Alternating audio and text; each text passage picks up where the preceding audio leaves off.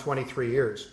Speaking of news, journalists from around the world have provided detailed coverage of the controversial proposed Keystone tar sands oil pipeline, but few people likely realize that tar sands pipelines actually run right through Michiana. In fact, the largest on-land, that is to say continental, oil spill occurred very close to here just 4 years ago.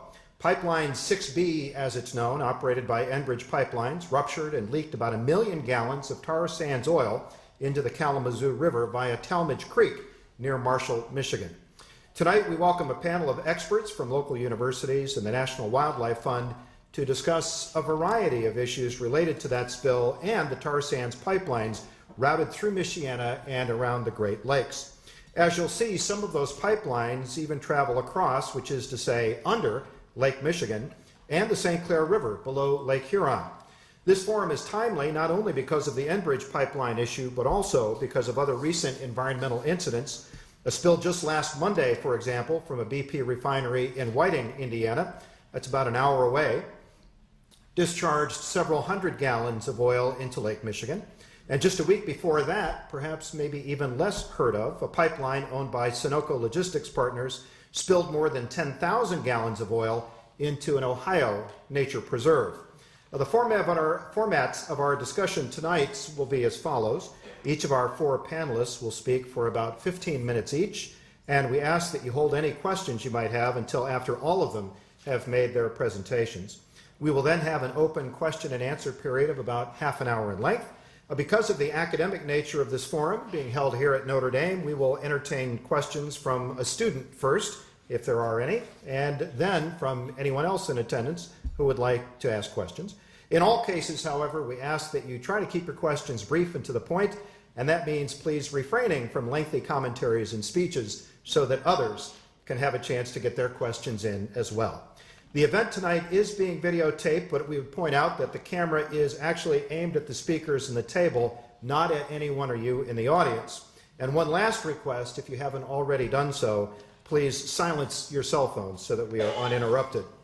And it is my pleasure to now introduce our first speaker, and he is Dr. Stephen Hamilton. Dr. Hamilton is a professor of ecosystem ecology and biogeochemistry at Michigan State University. He is also president of the Kalamazoo River Watershed Council. Dr. Hamilton will give us an overview of the Kalamazoo River oil spill and where we now stand on its cleanup. Dr. Hamilton.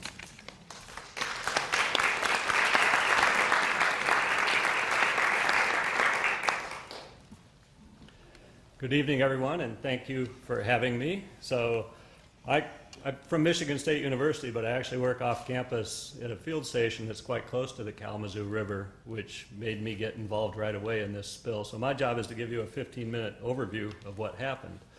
This is actually an aerial photo of the oil coming into the river via a small tributary on the morning it was discovered. But before that, let's talk about the kind of oil that was in this pipe. And here in the U.S., we call it tar sands, but more properly, it would be called oil sands crude. And this is one of several kinds of what we call unconventional fossil fuels, not the kind where you sink a well down and it comes up by itself.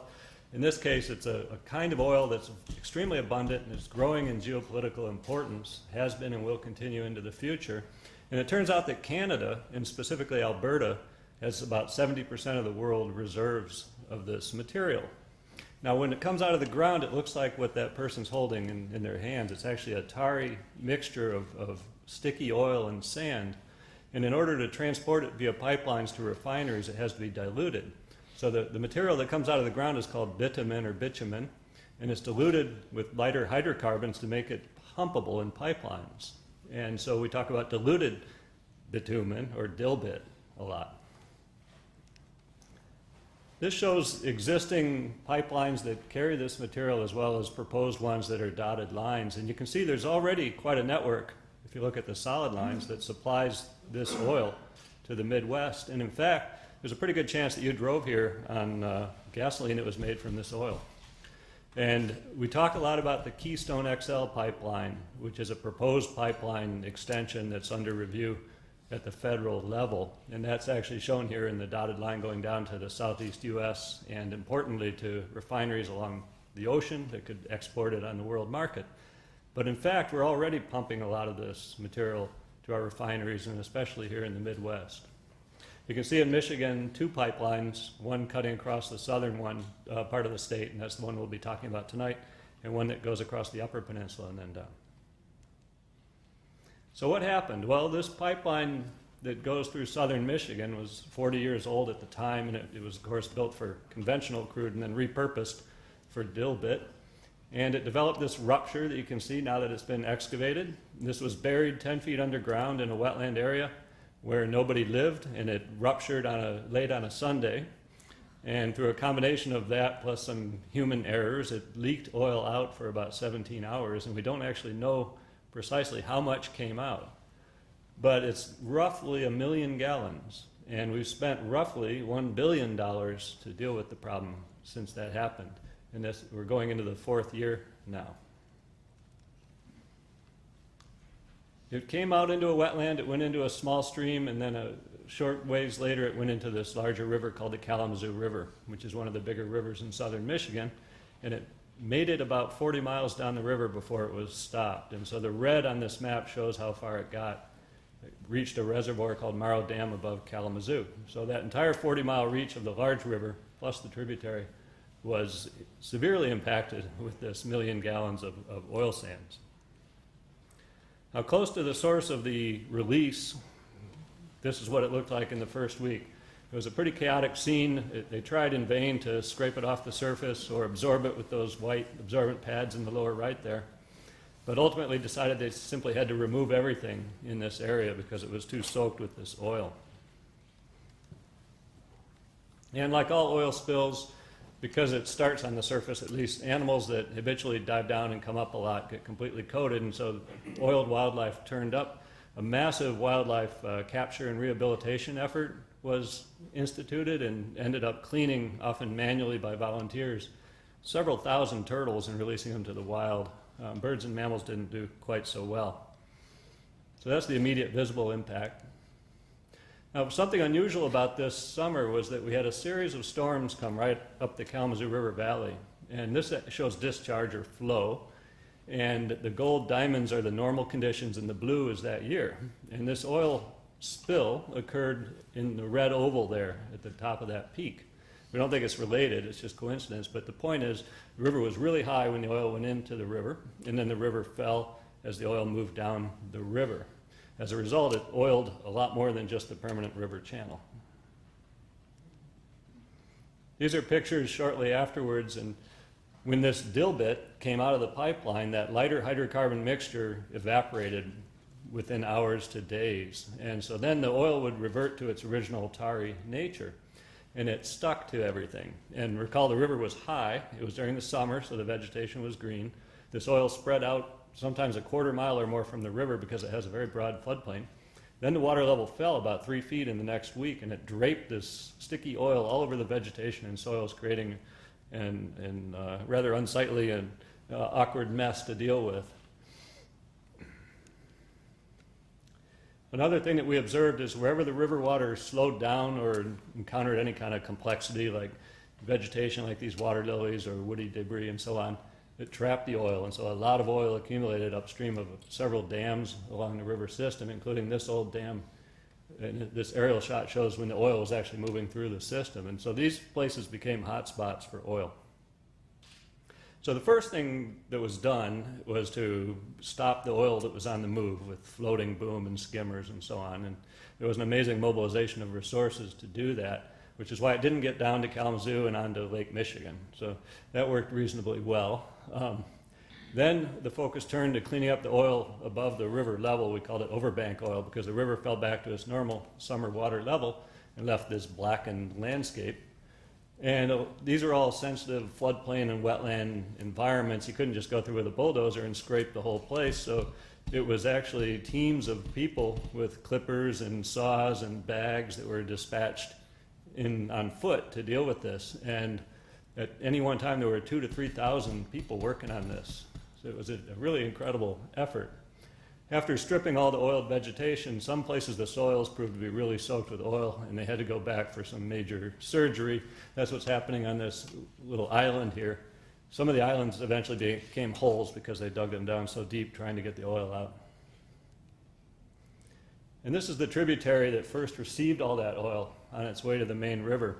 And this is taken in fall 2010. They tried to clean it all up and reconstruct it from scratch. And I say tried because the next year it continued to generate oil in the water, and they had to do the entire project over again.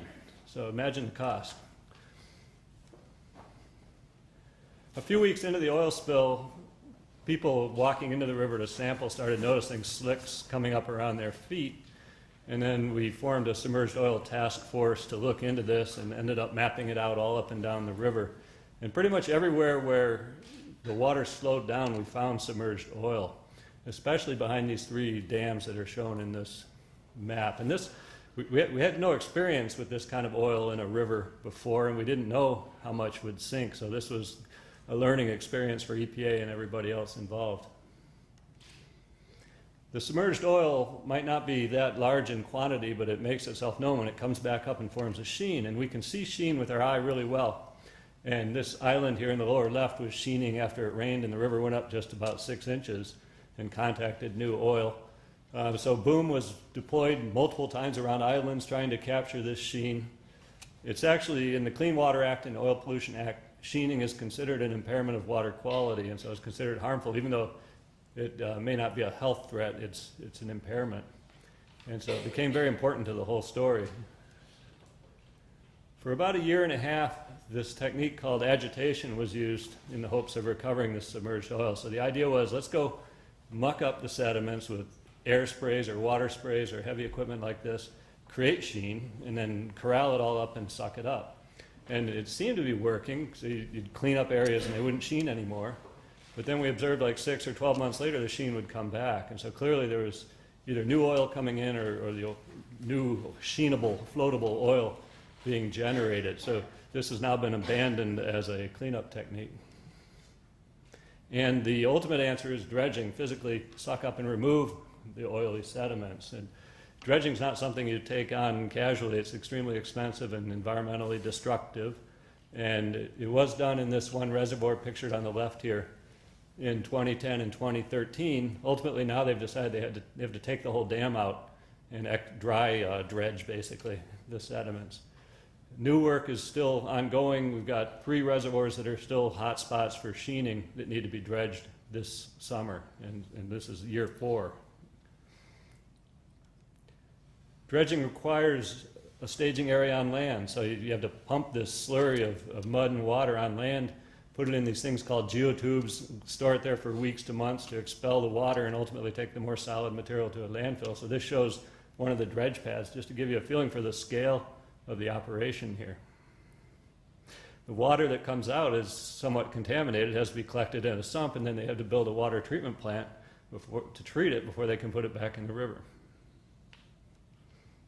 Okay, how do I know about this stuff? From the start, I was drawn into the science team and ad hoc team to give advice. I've never been paid. I did this on a volunteer basis. I'm a professor, so I have a salary from somewhere else, right? But they set up an ad hoc group and then eventually a more formal group called the Scientific Support Coordination Group. And so I had the opportunity to observe all this and as an outside independent advisor. This particular group was charged in 2012 to grapple with this submerged oil problem because it wasn't going away, and we had to make the decision about how much of a problem it was. So we've done a lot of studies, what made the oil sink in the first place, how much oil is there underwater, is it toxic, would it biodegrade if we left it alone?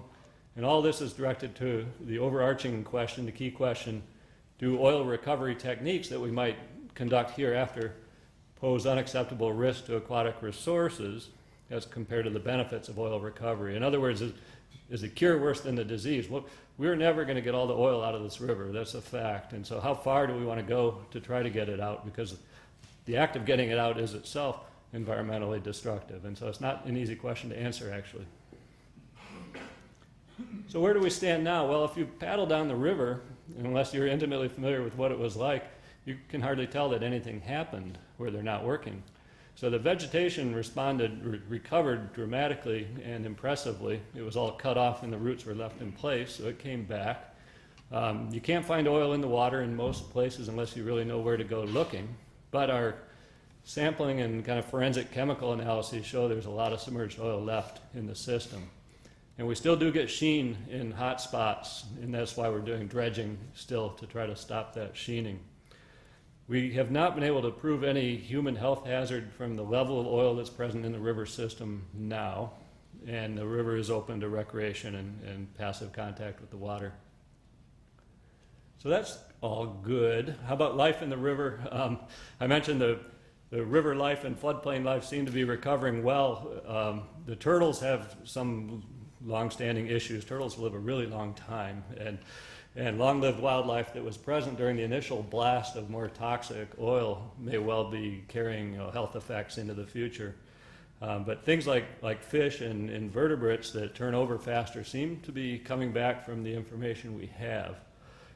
Obviously, where we're still dredging, we've still got disturbance, and long-lived animals, including mussels, which can actually be decades old, are going to take a long time to recover. People always ask me about longer-term impacts. It turns out that freshwater oil spills haven't been very well studied. Most of the studies are in marine environments. And this particular kind of oil in freshwaters has hardly been studied at all. The marines literature on more conventional oil shows amazingly protracted impacts on some invertebrates and fishes. They tend to study things that are culturally or economically important. And so there could be things going on that we just don't have the resources to look at. And it could be a function of that initial exposure, but also we've got this submerged oil that remains in the system, and it could be slowly releasing toxic compounds that affect the biota. And I can't say that we know either way on that from the work we've done so far. Okay, so to wrap up, what have we learned? Well, releases of oil sands crewed into water bodies are incredibly difficult to clean up. I think it's fair to say much more difficult than conventional crude oil spills. The bitumen sticks to surfaces, as we've noted, so if you're in a place with a lot of surfaces, like a river and floodplain, that's bad. And then a substantial fraction sinks, and that submerged oil later produces sheen, which is an issue for the recovery.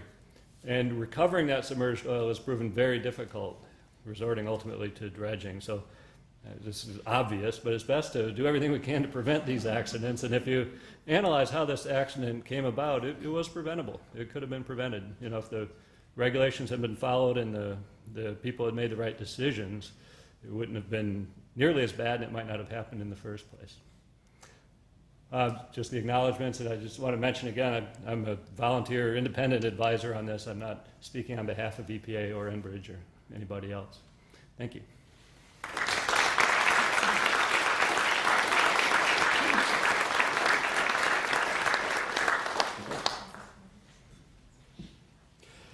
So while we're switching slides, I'll introduce the next speaker, which is Dr. Patricia Maurice from here, the University of Notre Dame, where she's a professor in the Department of Civil and Environmental Engineering and Earth Sciences.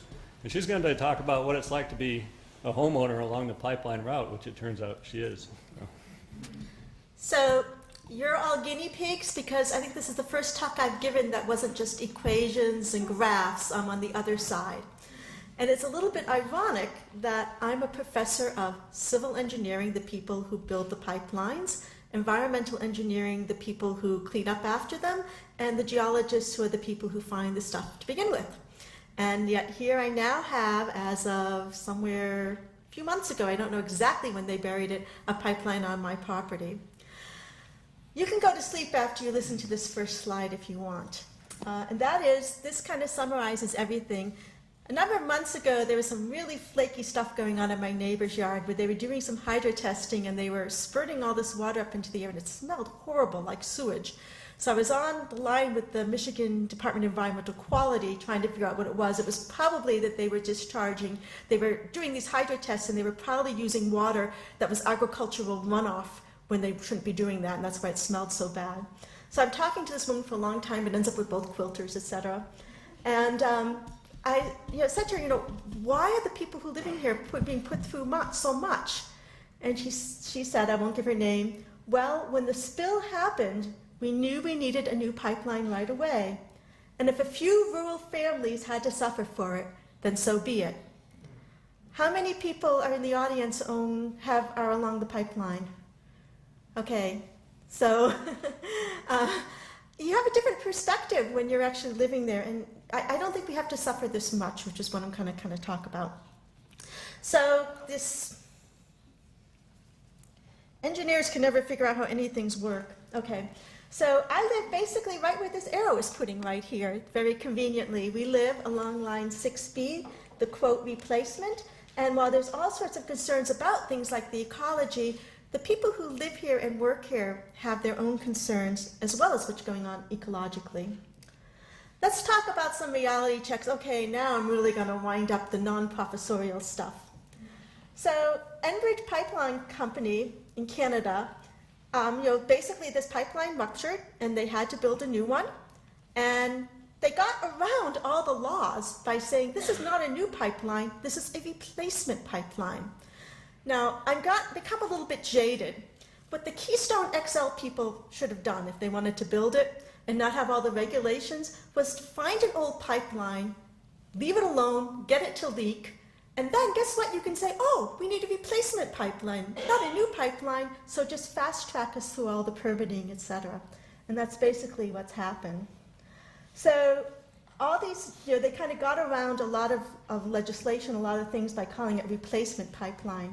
But reality, it's not really a replacement pipeline, it's really a new pipeline. They enlarged what was a 36-inch pipeline, now they've got, 30 now, 36-inch pipeline. It's got much more capacity, it can carry a lot more of this very heavy stuff coming from the tar sands. And the old pipeline has not been removed. In fact, what they're going to do is decommission it, which means that they kind of cut segments, cap it, fill it with nitrogen, do a little cleaning, and it's going to be there as a potential source of contamination, corrosion, etc., for decades into the future that we're going to have to deal with. Enbridge is constantly listing all the benefits of building this pipeline in the area. That's how they got their permit, all its wonderful benefits. But they never talk about any of the problems. The main benefit is 1,000 temporary jobs. But this completely ignores the fact that property values decrease. I think our property is probably worth less now that we have a pipeline on it. Health and safety risks. I walk around and all the workers around me have hard hats and ear protection and OSHA's taking care of them. We're living right in the middle of it and we're not given any protection at all. Disruption of traffic, businesses around the area. And if I were billing them at my normal consulting rate, I'd be getting a lot of money out of this because I have to spend a lot of time dealing with the various issues going on. Enbridge is constantly talking about how they're a good neighbor and have good relations, but don't just listen to me, look at the headlines.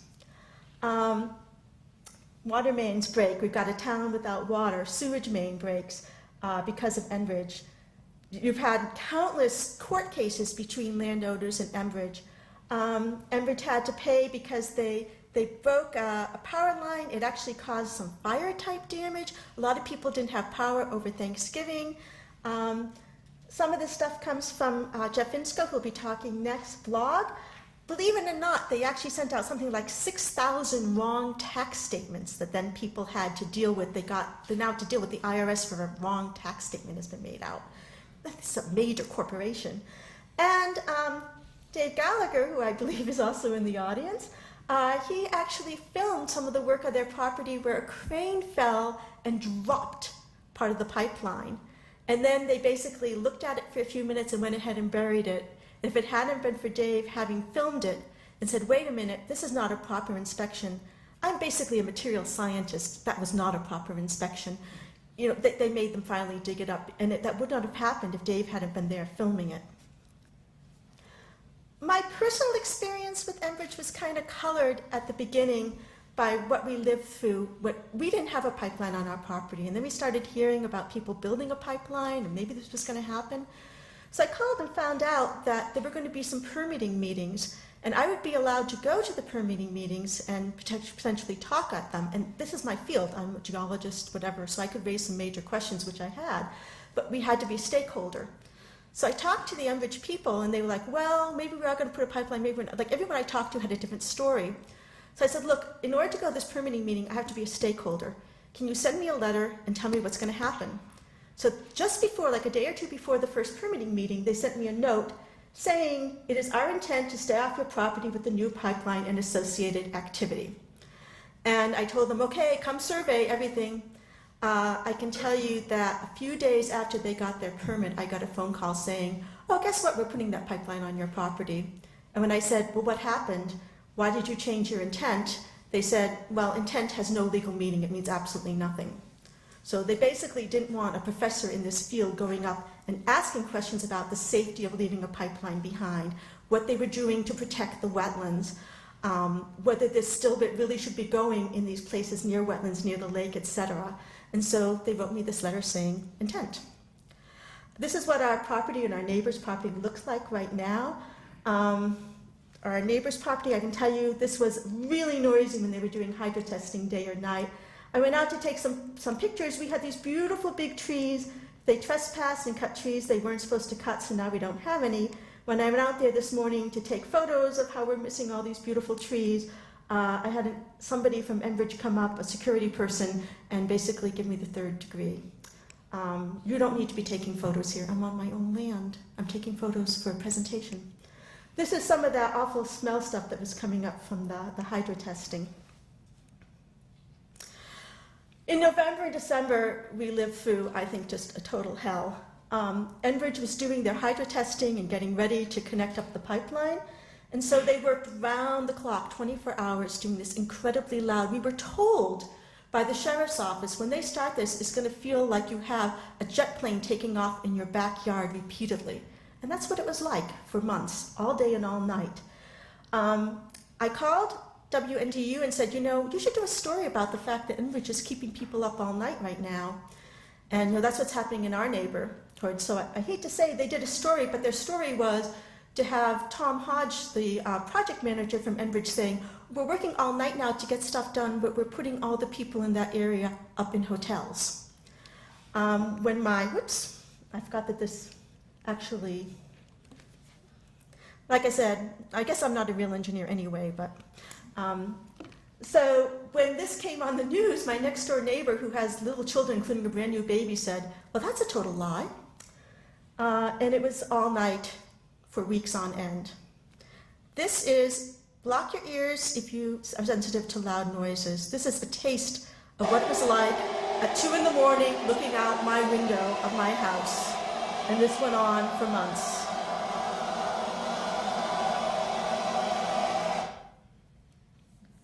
But our situation is really nothing.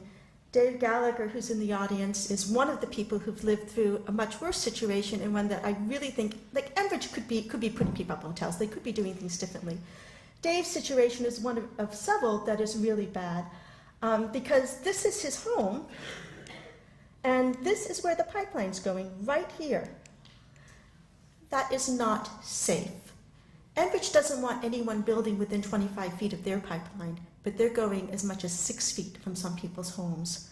So Dave very kindly let me borrow a movie, which I'm going to go ahead and show.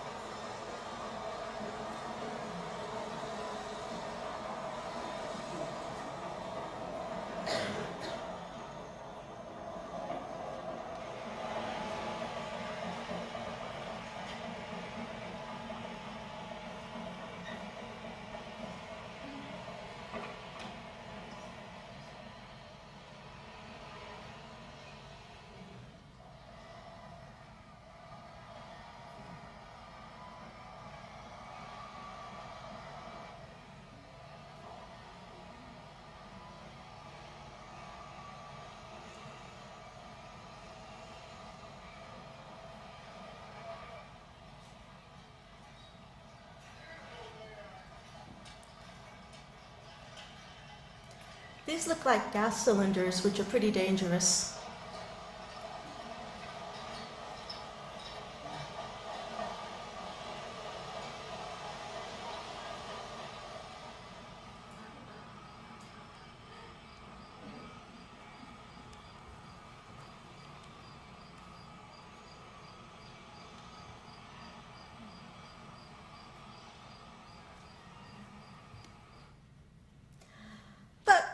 face it, the homeowners must be well compensated. This is what they offered us to put a pipeline that's going to carry dilbit on our property when it didn't have one. $980 for months and months of construction and leaving a pipeline on our property. We did not sign this, but we've spent 8 months in various hassles trying to get things sorted out, and the pipeline is on our property.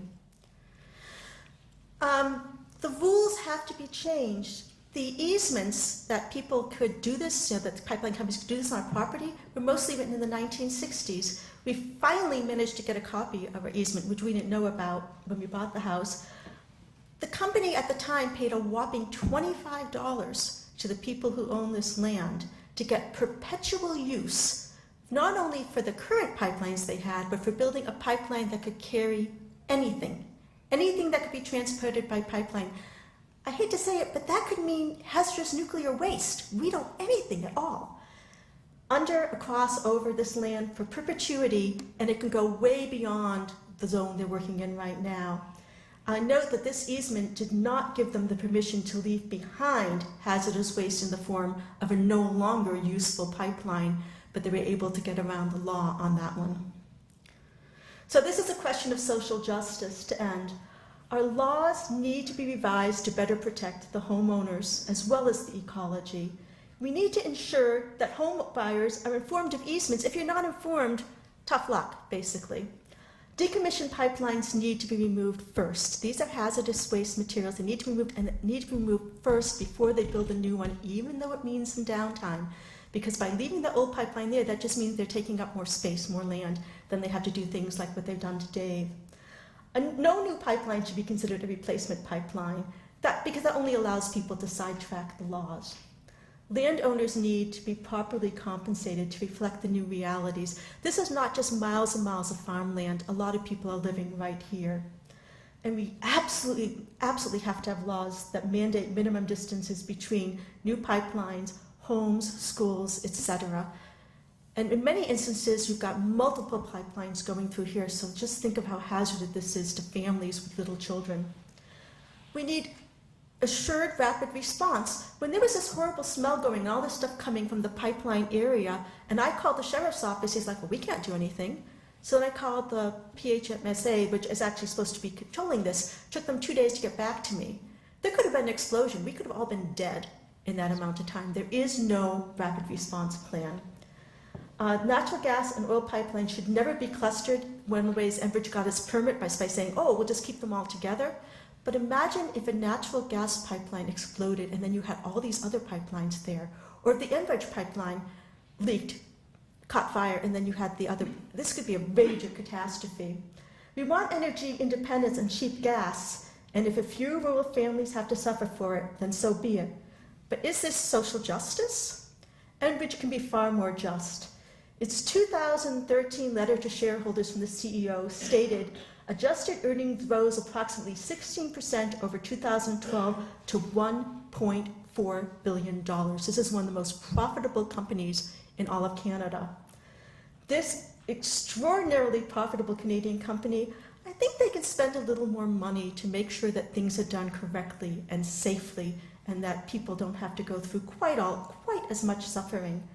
But they won't unless residents raise up and try to get support within the political apparatus. And with that, I introduce our next speaker, Jeff Inscoe, who is a professor of English and coordinator of the program in American Studies. I think this is all part of American Studies. And very importantly, he's not only a homeowner along Enbridge Line B, but he also runs the Citizens blog, which is a great source of information for all of this.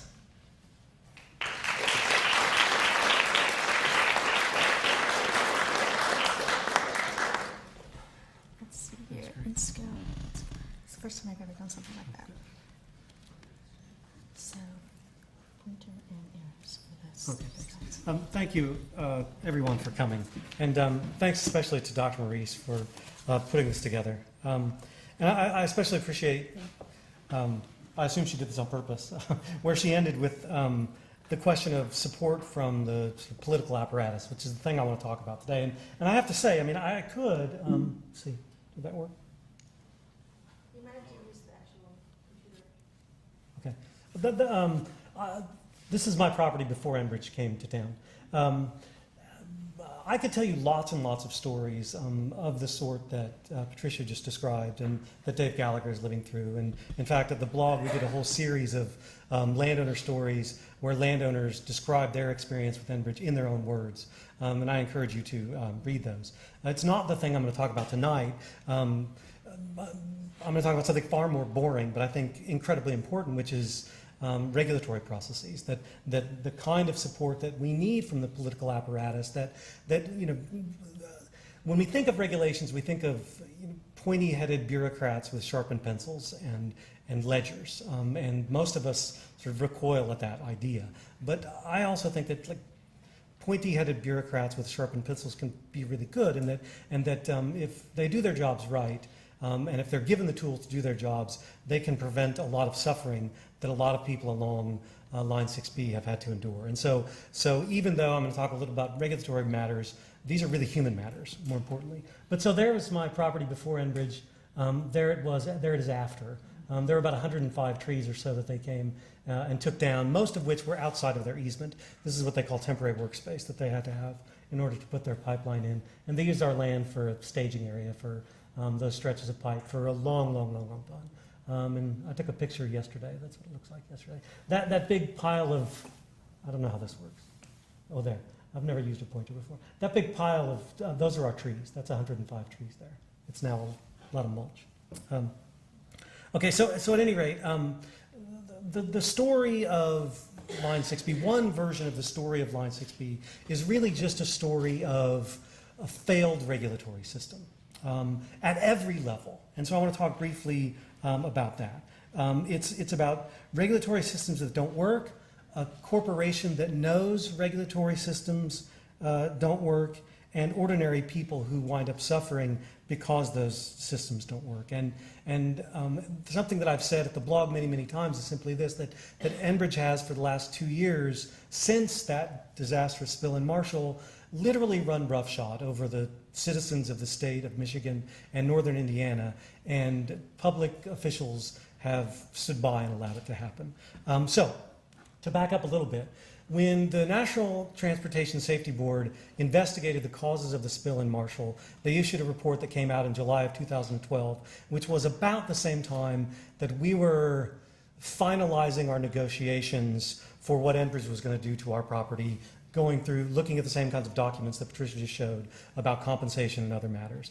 And those negotiations have been contentious and problematic in all kinds of ways. And that was compounded by the NTSB report, which was scathing in its criticisms of Enbridge and of the regulatory agency responsible for pipeline safety. What they said about Enbridge very briefly is that they knew about defects in the pipe long before they happened, years before they happened. For various reasons, they chose not to act on those defects, and that led to the rupture. But compounding the problem, making the disaster worse, was the Pipeline and Hazardous Materials Safety Administration's weak regulations and its ineffective oversight. So the NTSB took PHMSA, the agency responsible for overseeing pipeline safety, to task as much as they took Enbridge to task.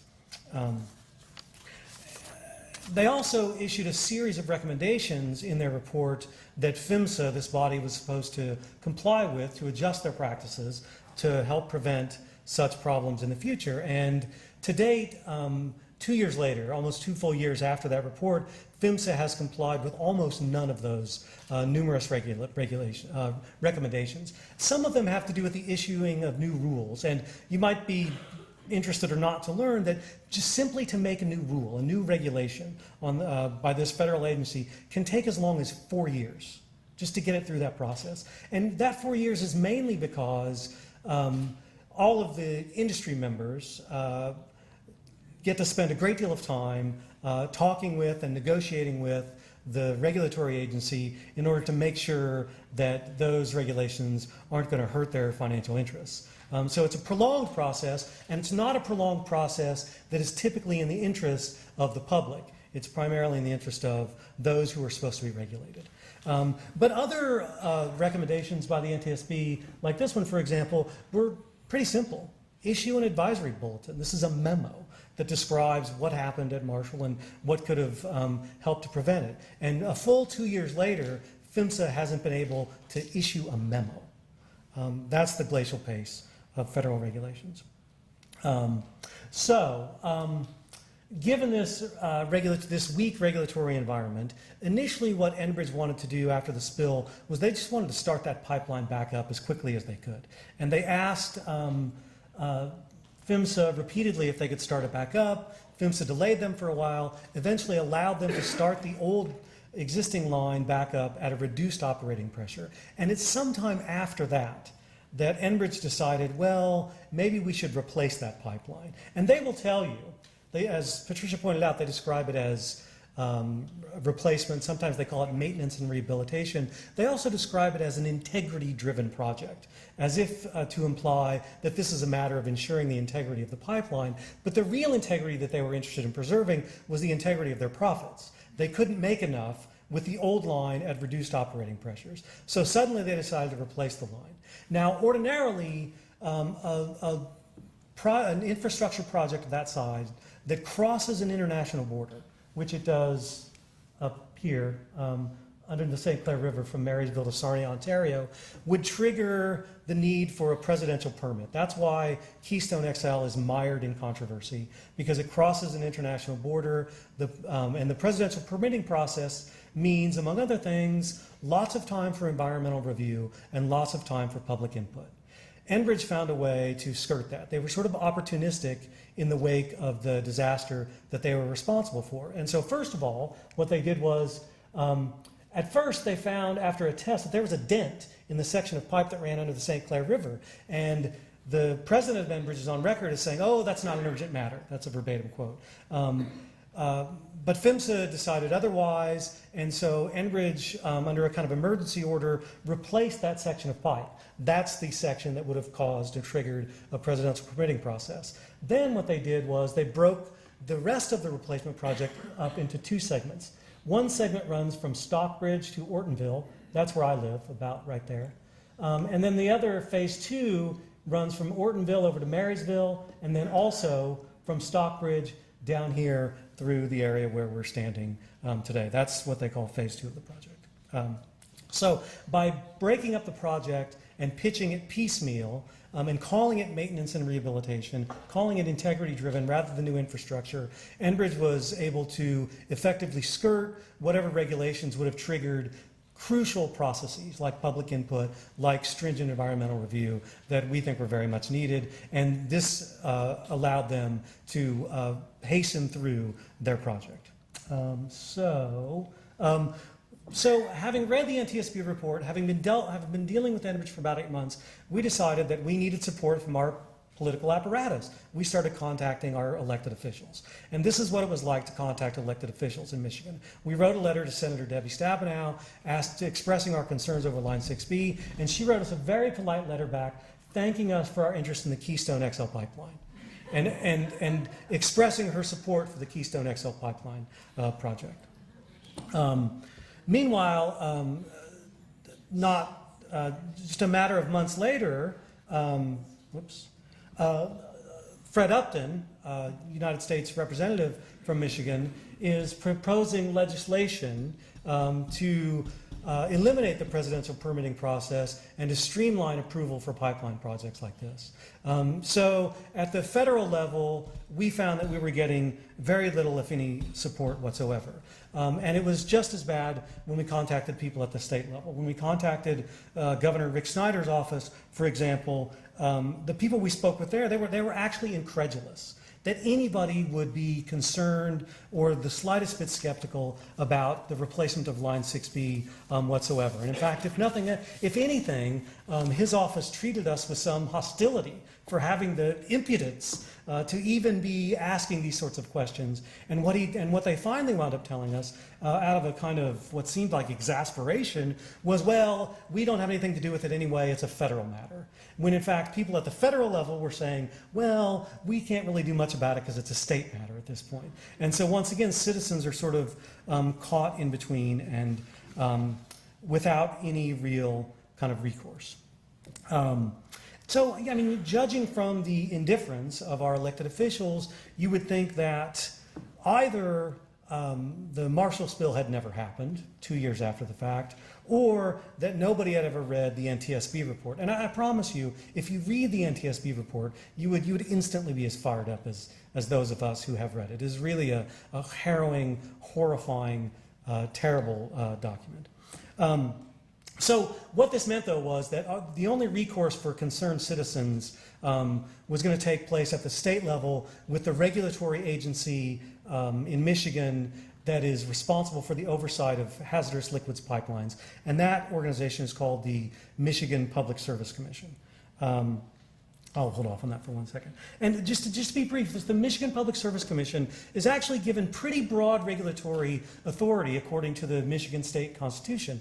And while there are certain things that are preempted by federal law, like safety, pipeline safety matters when it comes to, say, wall thickness and operating pressures and all that kind of stuff, those are federal matters. But when it comes to lots of other kinds of matters, environmental impacts, routing, siting issues, the MPSC actually, as far as state regulatory commissions go, has pretty broad authority. For example, there is no comparable body here in Indiana for that. And so the hardworking people, for example, at Save the Dunes, who've been trying to ensure the safety of sensitive areas, environmental areas here in Indiana, have had no regulatory agency that they can go to other than the Department of Environmental Management, is that right, it's called here, and they've had to sort of work through that. So Michigan actually has, I suppose, relatively speaking, kind of a strong regulatory system in that regard.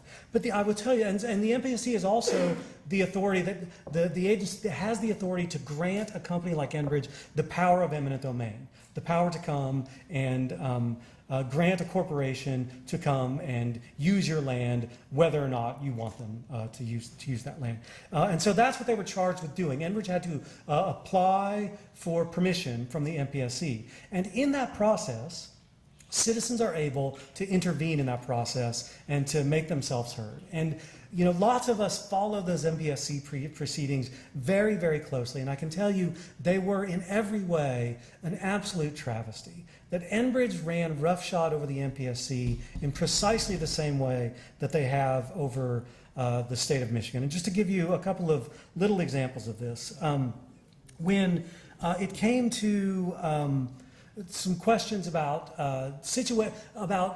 routing and siting, this is a little exchange between one of the citizen interveners attorneys and the engineer on staff at the MPSC, who's a guy fresh out of college. I teach college students. I love college students. They're wonderful, but they've got stuff to learn yet. And the primary engineer responsible for environmental review at the Michigan Public Service Commission is the fresh out of college. And I really think, you know, no offense to him, but in way over his head. And so these are the kinds of exchanges that took place. And I'm thinking, if you can, as you read this, if you can think, for example, about the video that you just saw of Dave Gallagher's house, right? And here's the engineer from the MPSC when being asked if he's spoken with landowners and attended to routing, he hedges and isn't sure and is uncertain and so forth, right? This is the nature of the review that's taking place at the MPSC. Even worse is the same engineer's favorite answer when asked various sorts of questions is this. I relied, that's a direct quote from him, at several points during the proceedings. I relied on Enbridge's opinion on that matter. One last point about the MPSC, that as a result of all of this, I wrote about this extensively on the blog, what Enbridge was incredible, you know, and their cadre of well-paid lawyers, right, were really effective at doing was severely limiting the scope of the MPSC proceedings, so much so as to cripple them. And in fact, they found a kind of loophole that said, well, these three things are the only three things that can be considered, and therefore nothing else is admissible in these proceedings. And they were effectively able to prevent all kinds of information from being given a full hearing at the proceedings. For example, they were able to prevent the NTSB report from being entered into these proceedings at all. And the upshot of all of this is that Enbridge really was very effective, I think, in kind of rewriting Michigan law. What's going to happen is that in the future, when pipeline companies and others come to the MPSC looking for approval for some project, the MPSC is going to rely on the rules that were set forth when they gave Enbridge approval for this pipeline project. And so I really think that the reverberations here are going to go beyond the effects on landowners and also affect future projects and countless more citizens. Okay. There was one, so feds are no help, right? Elected officials are no help. The state regulatory agency is no help, so where do citizens turn? The Hail Mary was this really interesting clause in the Michigan State Constitution that, for many of us, reads as saying that given a public works project of this nature, pipeline project of this nature, the pipeline operator, the utility, is required to seek consent of local municipalities. Now, this seems like a really great idea, right? Because that means that local municipalities who know better than anyone what the routing and siting problems are, what the environmental dangers are, what the sensitive areas are, would have some kind of say in this process. And so a local citizens group was formed. They were called Polar, People Protect Our Land and Rights, a nonprofit that was formed, and they filed suit to try and get Enbridge to seek local consent before going forward with their pipeline project. And this became this really kind of interesting, if you're a legal nerd, it was really kind of a fascinating situation. The long and the short of it is that technically a citizens group doesn't have what's called standing in order to bring such a lawsuit. That is to say that because they can't speak on the behalf of some municipality. And so courts it was probably inevitable that suit wasn't going to be heard unless they could get some municipality to join into that suit. If a city or a township comes along and sues, then the suit can be heard. What was interesting about this process, and lots of us talked to lots of different township officials to try and convince them that it was in their interest to sort of step up and fill that terrible void in leadership that was missing in the state of Michigan. And the answer from them was uniform, and it's understandable. What can we do? Like, this is a multinational, multi-million-dollar company with vast power, wealth, and resources. I'm a tiny little township. Like, we can't be involved. We can't afford to be involved in a lawsuit. And so, despite whatever local ordinances they had, whatever local concerns that they might have, township after township after township sort of declined to take up the cause. A crusader was needed. And finally, one was discovered over in, if I could go back to that map, up in tiny little Brandon Township in Ortonville, Michigan. And I wish that I had time to tell you the full story of Brandon Township's willingness to kind of step up and take on Enbridge. I think it's a really marvelous David and Goliath story. And the giant was not slayed, I have to say. But Brandon Township really showed that a local municipality, if they've got the courage and the guts and are willing to take the risk to stand up and protect their citizens, can make an enormous difference. And I have to add one thing about this. It's not as if we're talking about it's not like we're talking about Portland, Oregon, with a bunch of radical liberal lefties, right? I mean, this is rural northern Oakland County in Michigan. These are Republican township trustees who simply recognize that ordinary citizens ought not to be treated the way that Enbridge is treating citizens, and that local resources and local environmental areas need to be protected. And so Brandon Township had some, so I can't tell you the whole story, I'm going to wrap up. But Brandon Township actually filed a brief for the lawsuit which meant that all of a sudden, now that lawsuit, which Enbridge wasn't that worried about, potentially had some legs. And you should have seen what happened next. Enbridge was there at Brandon Township Board of Trustees meetings, playing nice, talking about environmental stewardship programs and wanting to make deals. And you wouldn't have believed the way that they came and finally, after months and months and months and months and months of delays and stalling and ignoring, they suddenly were totally inclined to play nice with Brandon Township. And Brandon Township, and so Brandon Township, and so they formed this really interesting agreement, which Brandon Township calls a consent agreement, as per the state constitution, but which Enbridge explicitly states within it that they are not giving consent, that they are not seeking consent, even though they're seeking consent.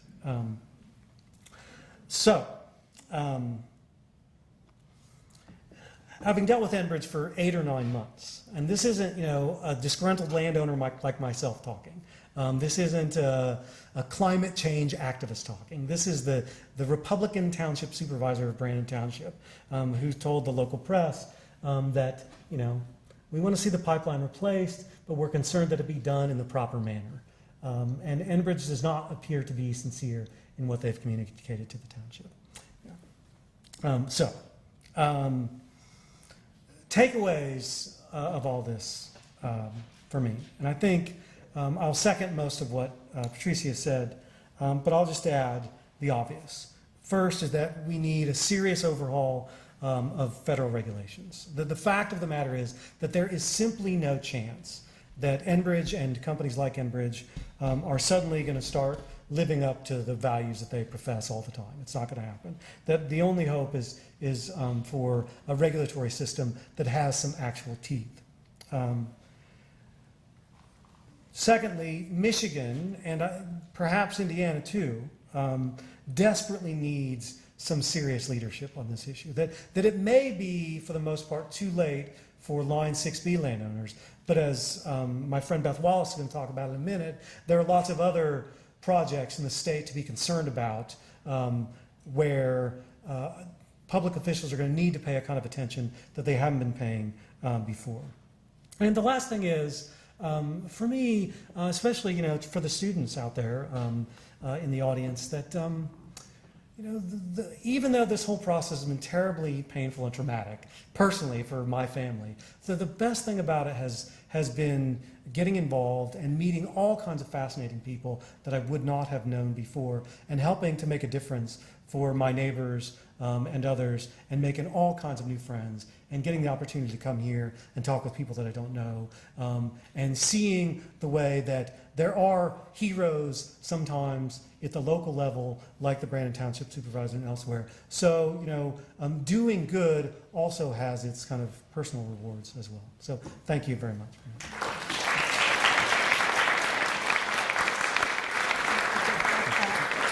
Okay, and so, yeah, sorry. Oh, sorry.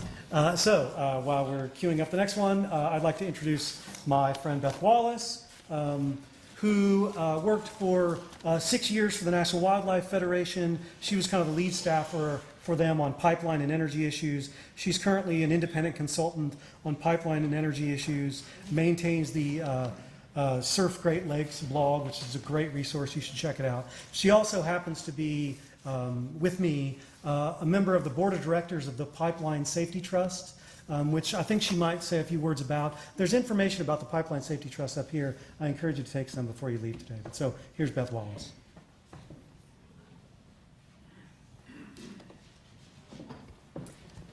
Thank you for coming. It's so wonderful seeing such a packed room, especially in Notre Dame, where we're a little bit removed from the project, not too much, but a little bit.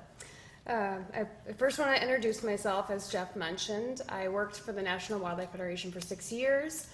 That position actually got my footing into this issue. It was right when the Marshall spill happened. I was on my way to work, working on this issue in a totally different capacity on Keystone XL. And, NPR reported a small spill in the Kalamazoo River. And it was that afternoon that myself and a couple colleagues went to the Kalamazoo River and discovered a much different story. I also am from that area, so I grew up near Battle Creek, went to school in Kalamazoo, and so I very much, have heartfelt feelings towards the disaster that happened at that in the Kalamazoo River because of the end bridge rupture.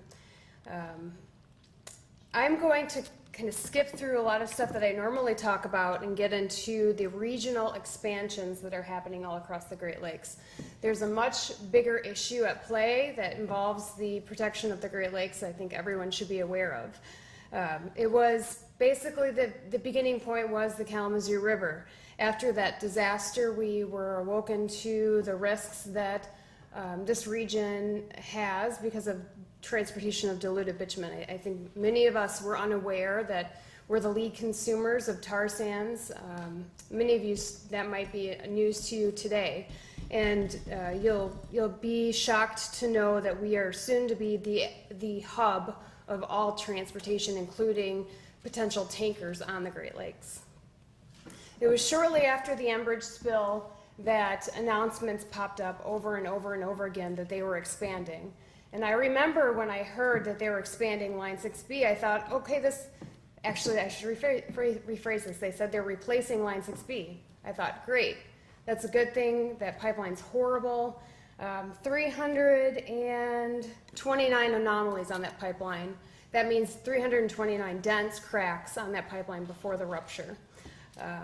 It sounded like a great thing, and then I learned it was actually an expansion. They were putting a brand new pipeline right next to it, doubling, potentially tripling the current capacity. So it became very grim outlook. And then you learned that they were not only, I'm going to try to use the clicker here, expanding Line 6B, they're also expanding Line 5, which I'll talk about right here. Mackinac Pipeline crosses through the Straits of Mackinac and under the St. Clair River. They're expanding the Alberta Clipper Pipeline, another pipeline that runs from Superior down to Chicago. They're 1.2 million barrels per day. They're converting a natural gas pipeline to crude here, expanding and building new pipelines all the way to the Gulf. They're reversing this pipeline so it runs from west to east instead of east to west, and potentially recuperating a pipeline here. It's called Portland-Montreal, and the end game obviously is to hit an export market. I'm going to go back a second. So all of this is happening while the PHMSA, the Pipeline Hazardous Material Safety Administration, federal agency overseeing pipelines, has not done a thing since the Marshall spill. None of the NTSB recommendations that Jeff mentioned have been addressed at all. EPA still has not addressed the issues that they came across during the tar sand spill, the Marshall Kalamazoo River spill. So continue to streamline, fast-paced expansions all across the region, but they're not stopping to consider, what are the long-term impacts. And there's a great editorial out of the Detroit Free Press that pretty much says it all. With Great Lakes oil proposals, the risk is not worth the reward. So again, I talked about the pipeline expansions, and I want to just go through the refineries. So we are already refining this in Minnesota, Superior, Wisconsin, apologies. But we're also expanding all over the region. So Chicago, Whiting, everyone might be familiar with that one as the latest news. The Detroit, BP, and Toledo, all of those are getting expanded. The refineries are expanding to take on tar sands crude. What that means is that there are additional impacts. This is pet coke piles that popped up in Detroit first last spring. You can see how tall they are. I think the reports I saw were 15 stories high. This is right along the Detroit rivers. There's some videos showing where if a wind gust comes by, it throws all of the pet coke into the river. It does have some heavy metal consistency, some toxicity, but it also goes into nearby communities. This is happening in Chicago as well. And then obviously the other refinery impact that we just experienced was with BP. They released a mixture of heavy and light crude, which is an indicator of tar sands or diluted bitumen, into Lake Michigan last week, up to 1,600 gallons. And the issue I had with that spill is they originally reported it was a small spill, a couple hundred gallons, and then they recovered more than what they reported. And so they increased the amount to 1,600 gallons of crude, up to 1,600 gallons. And this was something that actually happened with the Kalamazoo River spill. So Enbridge reported around 800,000 gallons had released into the Kalamazoo River, but they recovered 1.1 million gallons, according to the EPA. And so there's still disputes as to how much actually spilled, as Steve mentioned. So because of that spill, because of Marshall spill, because of the issues that are happening along Line 6B with the replacement, we, the National Wildlife Federation, developed a report called Sunken Hazard, where we looked at pipelines all across the region. Are there others that pose a similar threat that Line 6B did 4 years ago now? And we found one called Line 5. Well, we found many, and I'll talk about some of them, but Line 5 in particular is most concerning. It's a 60-year-old pipeline. It travels underneath the Straits of Mackinac, also the St. Clair River, and Enbridge wanted to expand it. In fact, they did expand it by 10% this past summer. Expanding does not mean a new pipeline. Expanding also means increasing pressure on a very old pipeline so they can pump more oil through it. And that's exactly what happened with this pipeline. Once we heard about the expansion, we started asking a lot of questions of the federal regulators, PHMSA, of Enbridge. We put in many FOIAs. We're on our third FOIA now to try to gather integrity information about this pipeline.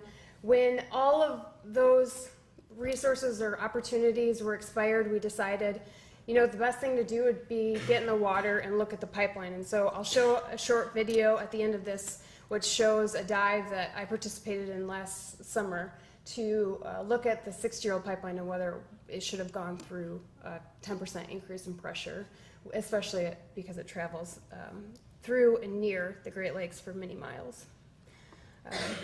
The Line 5, also known as the Mackinac Pipeline, is a 30-inch pipeline on land, and then it splits into two 20-inch pipelines. And what's interesting about this pipeline is that this is not easy terrain by any means. This goes from about 100 feet to sheer walls down to 320 feet. We could not even get information on how Enbridge traversed this location. We've found through state FOIAs and through the original easements that it does traverse it and it does suspend, and when we went down and dive, you'll see that it does actually come off the ground. We just don't know how much. Right around the spill, shortly after the spill, Enbridge decided, okay, we need to go in and do some anchoring on this pipeline because there's very strong currents in this location. I'll show you another map that documents how strong the currents are. So they went in and they did 10 anchor points on the pipeline in order to secure it to the lake bed. Again, we don't know exactly where this happened. This was their ideas prior to going in and doing the work. But when we were down there this past July, we did not see a single large-scale anchor. We only saw small support anchors. So based on calculations for this location and if there were a spill, we were able to look at the current speeds. The lakes actually oscillate back and forth depending on storms. Oops, my apologies. Depending on storms, low pressure, high pressure. And so the spread of oil could go anywhere. And again, the pipelines are at a depth of about 100 to 200 feet.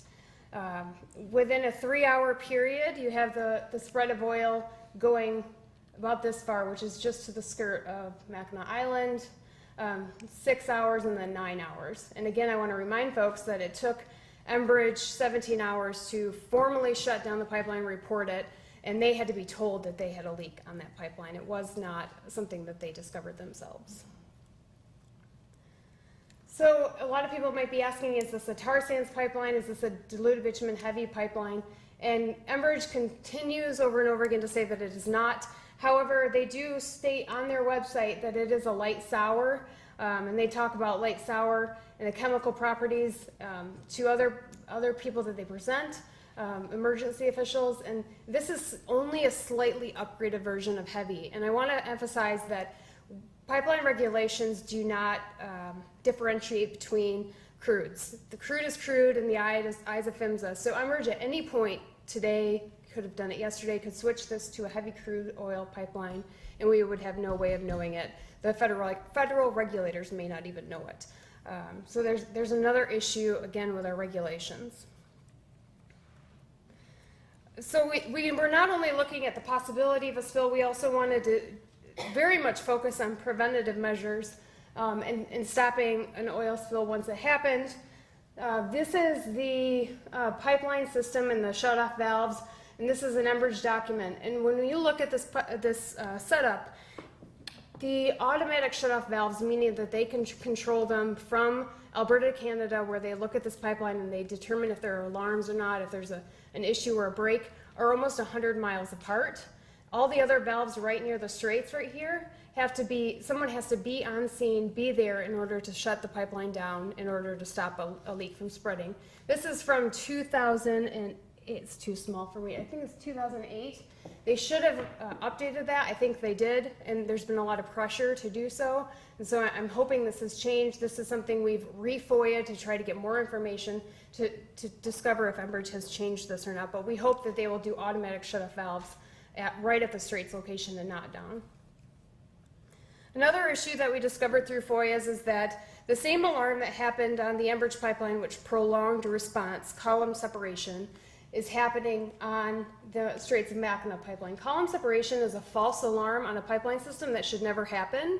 It's something that can be easily corrected. Unfortunately, Enbridge has not been required to correct it, and they haven't taken measures to do so. This is 2012.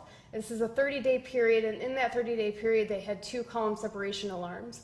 And the engineer that we've worked with, Richard Kuperwitz, has very much been critical of this, not only for all of Enbridge's pipelines, but in particular for Line 5 and Line 9, which is a pipeline in Canada.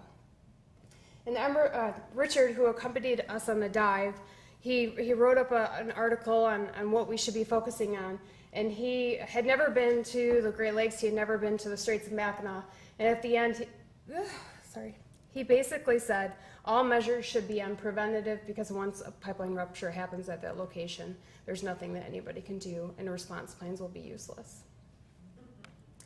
So I want to next jump, and I've missed a couple points, but I'm sure we'll go back to them. I'm trying to get to the Q&A as quickly as possible, but I'm jumping to the video that we did. Okay, and hopefully this works.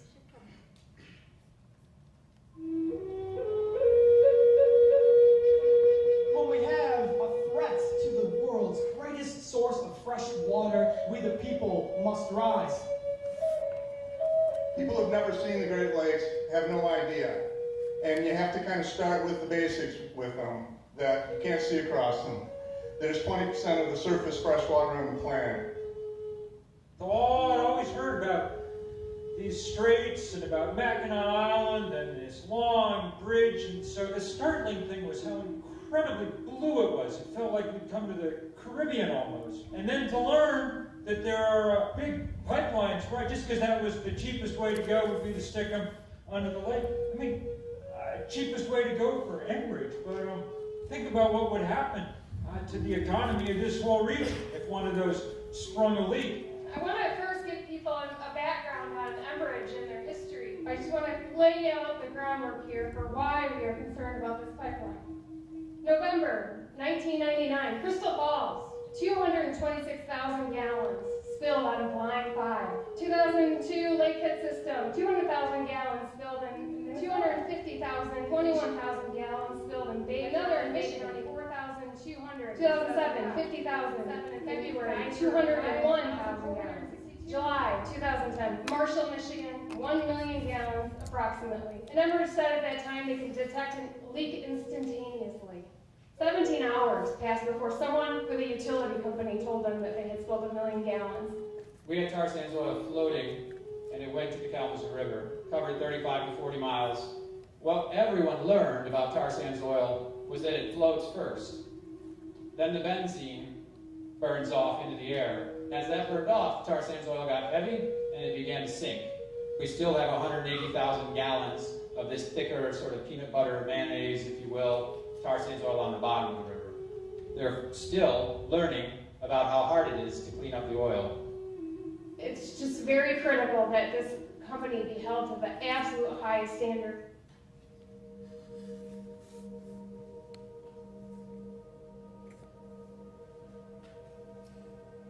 We're there to ascertain, has the pipeline operator, have they got the pipeline on what I call under control? Is it properly designed? Are they addressing the threats? Are they staying well ahead of those threats so that they don't go to failure? We're not here to judge or shut down this system. I'm not a judge or jury. I'm just here to, what questions do we need to be asking, and are we getting rational, straightforward answers to those questions?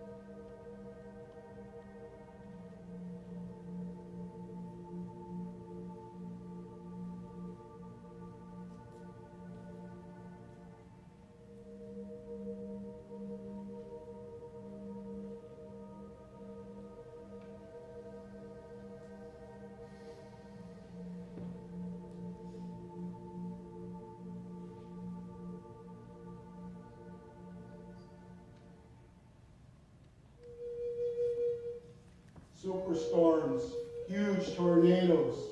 These things our Earth Mother is telling us. I'm going to pause it there because we want to go to Q&A. Apologize. Just a few points on the video. The original supports that you saw on the pipeline that were broken away, the original easement said that there needs to be supports every so many feet. I'm assuming that those were originally put there because of that rule or regulation. They've now broken away. What is Enbridge doing to address that? There's also points when the pipeline is covered in huge amounts of debris. I have a ton of video that I could show. If folks are interested, I really encourage anyone to reach out to me. But as soon as you pull out from the one shot of the pipeline, you can see it coming out from just huge dumps of debris. How is that impacting the actual pipeline? Are those moving piles of debris? There's just a lot of questions, and the bigger issue that we have with researching Line 5 and any pipeline for that matter is the transparency from the federal government to the public is non-existent. They consider many pipelines as a national security risk, and so they're unwilling to talk to the public about their integrity, where they're going to put them, when they're inspected, how those inspections came through.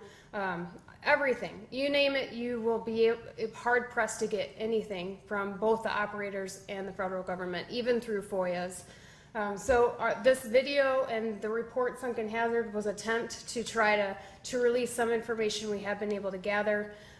There could potentially be more videos, more reports, but we're in a stall again with FOIA information. I also want to mention that at the beginning of the video, I mentioned all the spills that have happened in the region, and there was actually an unprecedented order by PHMSA to Enbridge where they put a corrective action order on the entire Lakehead system. And the entire Lakehead system is the pipelines that cross all throughout the Great Lakes. And while that corrective action order is in place, so that's all of these pipelines. It's called the Lakehead system. PHMSA basically said you're operating unsafely. We need you to do a bunch of things. There were a huge list of things that they wanted Enbridge to do in order to prove that they can safely operate the pipeline. At the same exact time, months later, or even during the same time, they were giving them approvals to expand their pipelines. And so there's huge gaps in regulations that allow this kind of behavior to move forward. I just want to again end with a couple of resources. The report I mentioned, there's also After the Marshall Spill Oil Pipelines in the Great Lakes, which talks about a lot about the regulations Jeff has mentioned. Another resource, again, Pipeline Safety Trust. I encourage everyone to pick up brochures, especially if you're a homeowner that might be facing this. And I try to keep folks updated with pipeline issues and other Great Lakes issues on my blog, Surf Great Lakes.